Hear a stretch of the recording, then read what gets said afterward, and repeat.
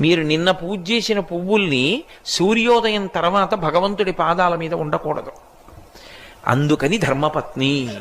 భార్య ఎందుకుంటుందో తెలుసా? భర్త ఏ కారణం చేతనైనా తెల్లవారకట్ట పూజామందిరంలోకి వెళ్ళలేదనుకోండి, కొన్నాళ్ళు వెళ్ళాడు ఆయన, పాపం తెల్లారకట్ట వెళ్ళి చేసేవాడు, ఆయన కర్మ ఏ షుగరో వచ్చింది, వెళ్ళాలి వాకింగ్కి తప్పదు, లేకపోతే ఆరోగ్యం నిలబడదు. ఇప్పుడు ఆయన వెళ్ళొచ్చి స్నానం చేసే లోపల సూర్యోదయం అవుతుంది. సూర్యోదయం అవడానికి ముందు వెళ్ళొచ్చి స్నానం చేసి వచ్చి ఎలా వెళ్తాడు? అంత కటిక చీకట్లో కుక్కల మీద పడిపోయి వాళ్ళ రైపోను.